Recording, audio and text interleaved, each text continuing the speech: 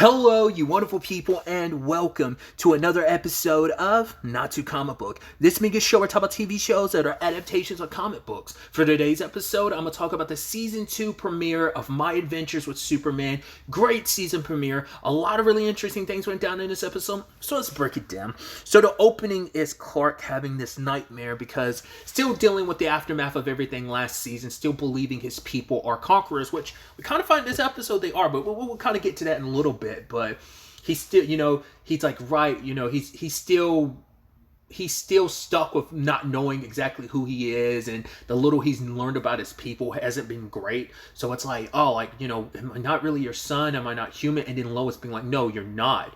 And and it's just like him feeling like he didn't belong, like him being what he is. It's just kind of more of a problem because we don't know how long it's been since season 1's finale. But the fact is Jimmy still had like the 5-point-some mil he got for selling Firebird the season 1 finale. Kind of seems like it's probably only been a couple days since the season 1 finale because Lois is still trying to call her dad but hasn't been able to get in contact with him. So it kind of makes you feel like it probably is a thing of it's probably been like maybe a couple days, maybe a week or more, but it can't be that large time frame because she didn't seem too worried. It's just like, I can't get in contact with him. But she was probably worried, but not like that worried. But yeah.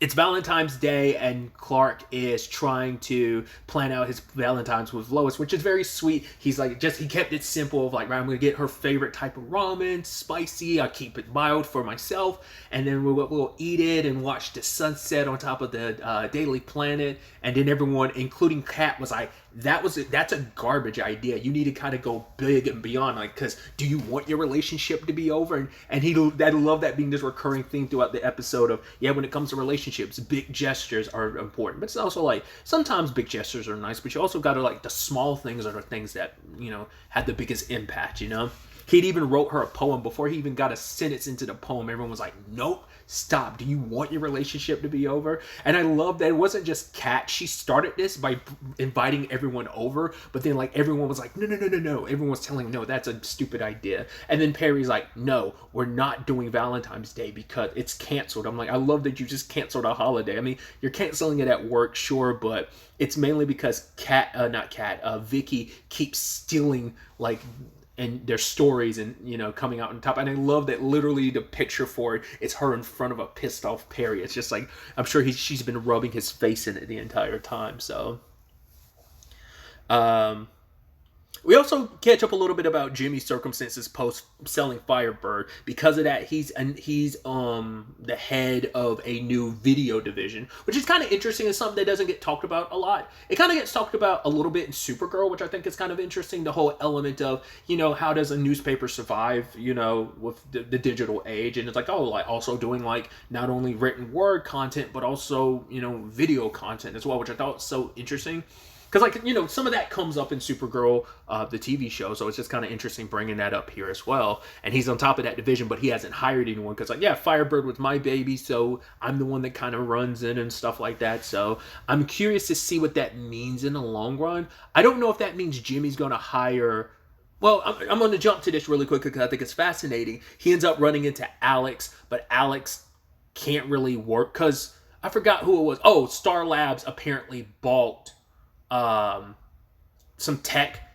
Well, after Amazo Tech went under, they ended up buying a lot of their stuff, so they're kind of currently working on it. And Alex can't get a job at Star Labs, sorry. And so, Jimmy ended up being the one like, I know we didn't get off on the best foot, but it's like, right, I kind of made things work out for myself. I'm sure you can do the same thing too. And then the moment he's like, oh, my name's Jimmy also. He's like, cool, my name's Alex, and he gets stopped.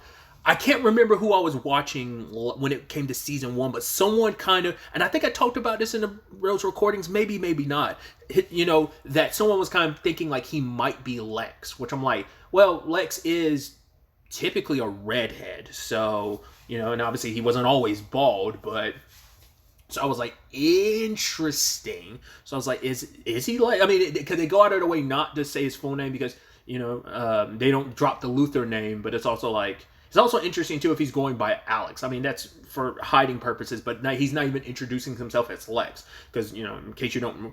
Because it doesn't come up that often. Like, his name is... He's Lex because his name is Alexander. Like, that doesn't come up that often. But, yeah. So I was like, interesting, because that presents a really interesting dynamic too. I'm like, are we going to make it so that instead, in this continuity, maybe it's going to be Jimmy and Alex who become really good friends, and that complicates things later on in his journey to become the Lex Luthor we eventually know him to be. I'm curious because obviously, like, it feels like this Lex, it's not the same, but he feels like he could go down the Jesse Eisenberg route, which obviously is not a lot of people's favorite. Like, I never had an issue with Jesse's interpretation because it's kind of its own thing, just like this is its own thing, but I think this is going to be a very different Lex than what we know. I mean, we know he's a very smart dude, but he also seems like he kind of has that Jesse Eisenberg and John Cryer kind of sleazy slime. Because, like, John Cryer's Lex might be the sleaziest Lex we've ever seen. Like, he was so, like, Weasley that you're like, I want to punch you in the face. He was the most punchable Lex. That's not an indictment against John Cryer. It's like, I think he set up to play that. It's almost interesting because it's almost like Alan from Two and a Half Men became a supervillain. I mean, in a lot of ways, Alan was a villain in his own right if you watched enough Two and a Half Men. I really like Two and a Half Men. You know, feel however you want to feel about it. But it's just, that's where I just think is so interesting. So I'm curious to see if he turns out to actually be Lex, what that story ends up being. Because I think I've talked about this too, but like, I don't know. I'm not well versed in all Superman stories, especially in the comics and stuff. But is Smallville the only Superman story that's ever really done the whole Lex and Superman being best friends thing? I want to say that might be the case, but maybe not. But that's what I'm saying. Like, it'd be interesting instead of like Clark and Lex being besties, it ends up being Jimmy and Alex. That'd be a really, really interesting turn of events. But either way, Star Labs had kind of gotten like video footage. Well, there's some meteorites that were kind of like heading towards Earth, and eventually they went to Star Labs to kind of investigate it, and they saw apparently it constantly appears and disappears, and there was an image captured of it, and for Clark, it's like, oh my god, that's my ship. So they end up going to Antarctica to investigate this whole situation because Clark's like, I feel like obviously this is tied to me and my people and the invasion, so I gotta figure out what this is all about, especially my visions, which I thought were dreams, but now it seems real. And then the moment they went to Antarctica, it didn't immediately click, but it wasn't until they ran into the ship and it's like pushed into the ice. I was like, wait, is that going to be like the basis for like the fortress? Because he doesn't have it in this continuity yet, which I was like, interesting. Because I always forget, because I don't think about it a lot, but it's like typically the fortress is it's located in Antarctica, right? But also it's started by a Kryptonian crystal. Typically, I'm trying to think, is that just a Superman and Lois thing, or has that it's probably always been the case. I just don't think about it a lot of how the fortress starts. I want to say it starts, because you've seen at least 2 instances of how it starts in Superman and Lois, so maybe 3. I don't remember if I feel like maybe in season 1 we got to see how the fortress got started, like in an episode that covered Clark's past more. I don't remember. Either way, I thought the ship was going to be the foundation of it kind of ended up being a case of something happens to the ship and it eventually transforms into the Fortress of Solitude. So it seemed like that is kind of where that goes. But Clark is chasing after his dad, which he's finally able to talk to his dad because he's like, yeah, it took me a while to learn this language. I tried to tell you about yourself all those years ago, but then you got scared and then you buried me for like a decade or whatever. And Clark's like, oh, I guess I did do that, huh? It's like, to be fair, he was a kid. It freaked him out. It scared him, especially because it put Martha and John in danger. And he was like, oh, I got double reason not to investigate this thing. So it kind of gave him a little bit of trauma. But yeah, his dad's talking to him. He says this word, which I thought was kind of interesting. It's like, he's like philo or philo, which I guess is supposed to almost be like son, I guess, in Kryptonian language, maybe. But yeah, it informs him about stuff. This is where I was talking about before, which I thought was so interesting. It seems they're implying that the Kryptonians are conquerors, which it kind of makes sense. You have people like Zod, but it seemed like Zod was kind of in his own lane. It didn't seem like, most things I see don't always depict the Kryptonians as like very like, oh, we're out here to conquer type of thing. There's like your people like Zod and his crew that are, but typically that isn't reflective of all Kryptonians. Because the Kryptonians, at least some stuff has always depicted them as very like scholarly, like high society type of people. But it depends on, like I said, different things. Like, Krypton kind of did a lot of like building blocks for like the TV show covered a lot of like the more societal elements of like there are those that there is a social class, there are the higher up, like the named families like the L family or like the Zod family, but then you also have like the lower, you have the unranked, the rankless, who are kind of like the lower like end of the social class. So stuff like that, which is interesting. Because like there's not a lot of stuff that really focuses on Krypton other than like, yeah, Krypton blew up and then like you deal with like the remnants of it like a Kara, which we'll get to later, or a Zod type of situation, right? But like I said, making them like as a group very like conquering was like, oh, that's an interesting change. Making like, yeah, their entire species. I mean, I'm sure there's those who didn't like roll with that, but it seemed like that was, like I said, across the board. That seemed to be more of a general thing for the Kryptonians. They did like, because they're in the show Supergirl. I'm trying to, what is Mon-El's people called? I think they're called, what are they, the Daxamites? I can't remember if that's something else. But like Kryptonians and Mon-El's people had beef. But I don't really remember if it was ever, I mean, they kind of went in their conquering bag when they came to Earth. But I'm like, I don't know if, like, I can't remember what the beef was between Mon-El's people and the Kryptonians. That's, I don't know. Like, that's why I'm like, maybe that touches on some of that conquering element too. But I thought that was so fascinating of like, oh, until they came across an enemy they couldn't beat, which immediately I was like, that's not, I saw the beams, I was like, it's not Brainiac, is it? But then I also thought like, I was like, well, the other person that comes to mind, I'm like, not unless we're setting up some, because I think last season I was kind of wondering if like, were we setting up some Darkseid stuff too? I mean, like, Darkseid's like the biggest like cosmic DC villain I can think of. I don't know if he's like tippity top of the radar, but obviously he's like, you know, obviously like the Thanos and Darkseid parallels are obviously always there, but because I don't know which one came first comic wise, but you know, pop cultural wise, Thanos was kind of like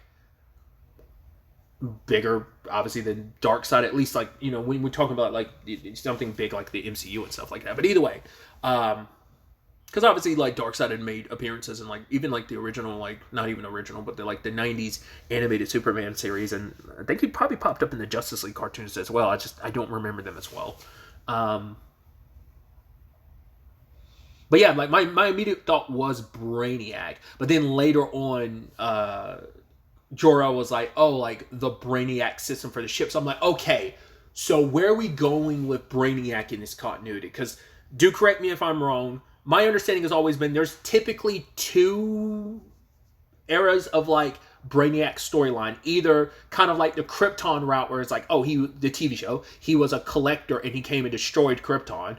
Like that's just, he's an alien species that came and conquered. Or like, I want to say the 90s animated series did this storyline where basically he's a supercomputer, like an AI supercomputer on Krypton that was still responsible for Krypton's destruction. But I don't know if that was like a thing of they found Brainiac and then made him a core system for Krypton, or was he something they specifically birthed on Krypton and he ended up being their destruction, kind of like your typical AI story, you know, the thing you made ended up being your ultimate end. I'm wondering if that's the case or not, because he didn't say anything about Brainiac, so it's kind of like, it seems like it was some other thing that came and destroyed them. So that's why I'm like, maybe Darkseid, maybe it was Brainiac and then they just took something from Brainiac. I don't know, because they were like, yeah, whatever it was that we fought we couldn't beat. So I don't know. I mean, they made a point to hide it too. So at the same time this is all going down, obviously Lois and Jimmy are looking for Clark, and upon getting on the ship, Lois also finds out, wait, it's Valentine's Day? And Jimmy's like, oh my God, you forgot? It's like, yeah, Clark's over here stressing about it, being like, oh, I should do this and do that, when everyone's telling him, no, you should do this, you should do X, Y, and Z instead of ABC. And now Lois is the one that kind of like completely forgot about it. And obviously they get attacked on the ship, but they're not alone because Amanda Waller shows up with Deathstroke. And yeah, they're trying to collect some technology because apparently any tech that they got, some of it, but not all of it. Some of the tech Sam had been building up as an arsenal for the incoming invasion, in case, you know, the Kryptonians ever came back, was hidden away and he won't give them information. So now Lois is finding out, right, Waller has her dad. at the same time this is going on, like, Clark is trying to get to them in time, and I love that his dad is chastising him. Like, so you found a human mate and you brought her here and she has no powers. And he's like, yes, Dad, but I was chasing after. He's like, usually in a situation like this, if I put your mother in a situation, I'd need to do some great gesture. And he's like, you too. He's like, geez, I don't have time for this, Dad.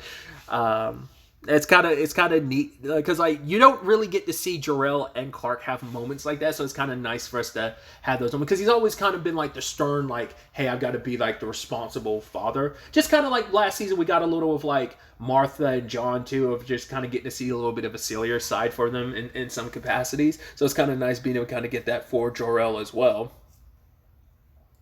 But yeah. Clark goes up against one of Waller's people who's going full, I don't know, kind of wit, a little Banish, because he got like all bulked up and stuff. But Clark they end up duking it out in a place where there's kryptonite, like a small fragment, and it's, you know, once again, Clark benefits from the fact is that, I brought it up last season too, like, it's such a neat decision to make it so that it isn't just Kryptonians, even Kryptonian technology is affected by kryptonite, which is so interesting. That's why I'm wondering, like, is there like some Brainiac element to that of why kryptonite affect? Because I've never seen, that's never been something I think that's ever come up in any Superman continuity that I'm aware of off the top of my head of like kryptonite having that effect. It's usually like the living beings are affected, not like any. I mean, it's not that often you see a lot of like Kryptonian tech, you know, so. Obviously, the last person you want with that stuff is Waller, and she sends Slade to go get it. You're like, oh, that sucks. Luckily, Jimmy put some away, but as we get at the end of the episode, Slade managed to get some on his sword, so all they have to do is scrap that off and replicate it, because that's something that even comes up in Superman and Lois of they've made synthetic kryptonite. It's like, oh, we can manufacture that shit now. So it's like, right, all they have to do is like, well, and now they also know it's Superman's weakness. They want to kill him and everything, so it's like that's great. And Jor-El ended up booting the trio out of our heroes, but also booting out Waller and her people. So, and like I said, the spaceship, I guess, has kind of been hidden away now and turned into the fortress. So obviously only Clark will have access to it. So it's kind of neat seeing that shift, like I said, from it being the ship to that. His dad did, there's other information. I brought up Kara earlier, which I really want to touch on that, which I thought was so interesting, is obviously Clark's learning, like, wait, I'm not alone. I have my cousin Kara. It's like, yeah. And it's like, and the big difference here is she's a baby, which I was like, that's a massive change, because basically her and Clark are the same age, at least at that point in time. Typically, they're not. Kara is usually a little older than Clark. She's usually like either like an older kid or like a preteen or maybe even like a young teen. But she's like, she's old enough to remember Krypton enough, unlike Clark, who was an infant, so he doesn't have any memories. But typically what ends up happening, I think most storylines, I think this ended up being the case for the Supergirl TV show too, is she gets stuck in the Phantom Zone for quite a bit, and then she finds her way to, eventually gets out, finds her way to Earth, and by the time she comes to Earth, her cousin's already Superman. I don't remember if they ever really made a point, because it's been a while since I saw Smallville, so I don't remember if there was much of an age gap between Clark and Kara in that. I'd assume not, but it's been so long I don't remember now. Because it's been like almost a decade since I like kind of pseudo rewatched the show, but also kind of watched it for the first time in a lot of ways. Either way, but I thought that's such an interesting change. So I'm like, are they making it so that Kara and Clark are exactly the same age? Was she stuck in the Phantom Zone at all? Especially considering, like, right, she was a infant. So I wonder what Kara's going to be like in this. Especially when they're doing the Woman of Tomorrow movie that's based on the comic, which I'm not well versed in the comic, but I've heard enough people talk about it, like the differences between what I associate as Supergirl, which my litness of like my thought of like who Supergirl is as a character is 100% based upon Melissa Benoist's like portrayal on the Supergirl TV show. So I'm curious to see what she's like, because I think I already knew that Kara was going to be in this season, because I've avoided a lot of stuff, but I've come across like images and stuff. But I think I already knew Kara was in this season. So, but I'm curious to see what her personality is like and stuff. I'm also curious to find out who voices her. That's going to be interesting too. It's probably public knowledge. I don't want to know. Please don't tell me. I want to be kind of surprised when I'm like, oh, I wonder whose voice that is, and then watch the credits and be like, oh, I recognize that voice actor. So. Like I said, I know it's public knowledge, but I'd rather kind of be surprised, so. So I think that's going to be interesting. Obviously, the Kara stuff is also like, where is she? Especially because we are dealing with like maybe dimensional stuff. Because Jor-El was saying like, oh yeah, that ship you saw was like a ship that was on autopilot. It's not like you and your cousin are the last, but it's like, well, we know they're not, because we got the tease at the end of the season finale.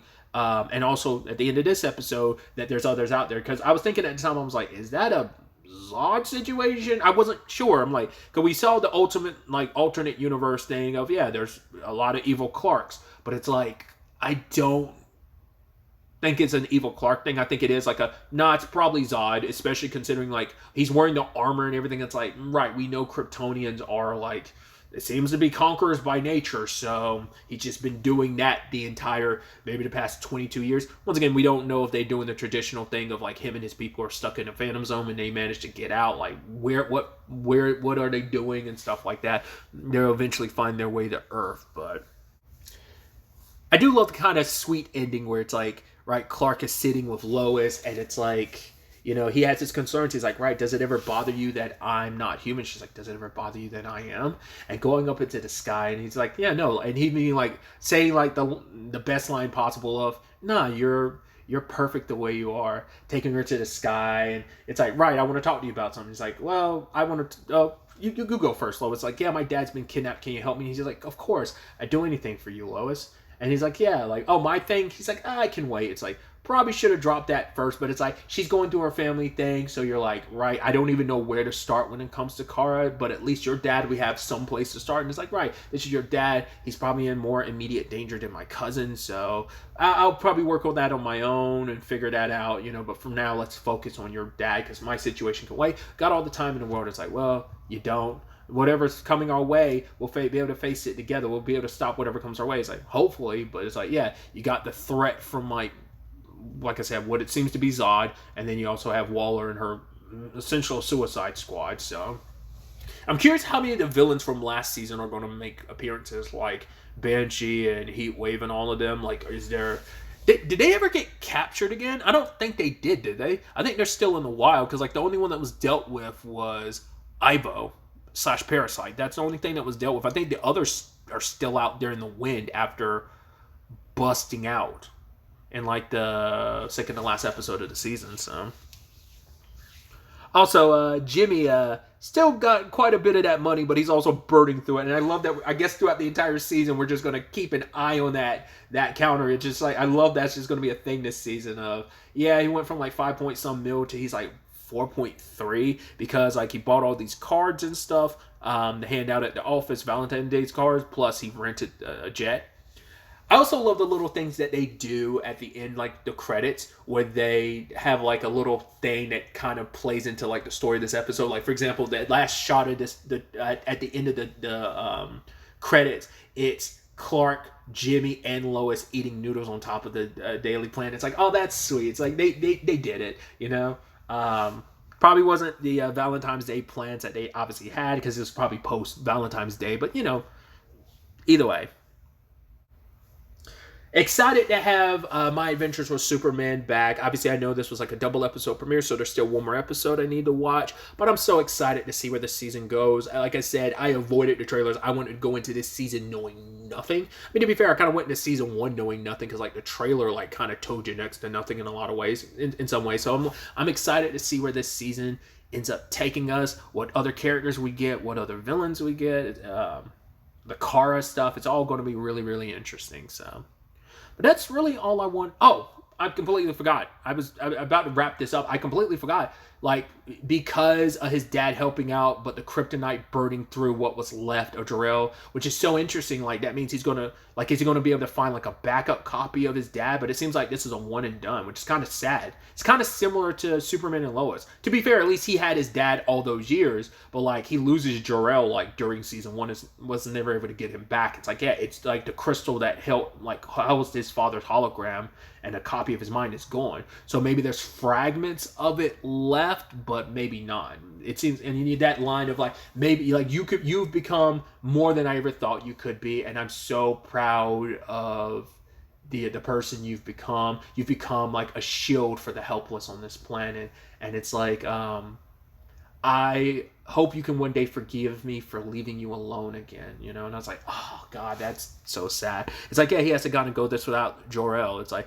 although, because also, you know, it's probably Clark's beating himself up. It's like, if I'd done things differently, you could have been in my life this past decade, but there's just so much I want to say to you, so much I don't know.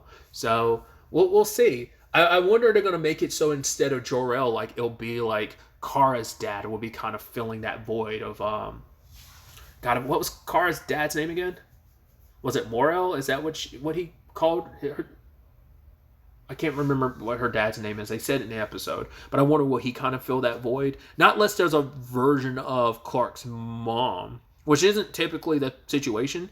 I think Superman and Lois is the first thing I ever came across that really did the Laurel situation, like introducing her as like the hologram, you know, post like his dad and everything. I don't know if that's going to be the route they go with this, but like I said, interested to see where all of this takes us. Now we can finally end this. Sorry, that was just like the one last thing. I completely forgot to talk about that situation. But yeah, that's really all I wanted to talk about. Till the next time we meet, be happy, be safe, live life to the fullest, and enjoy it. Good day and goodbye.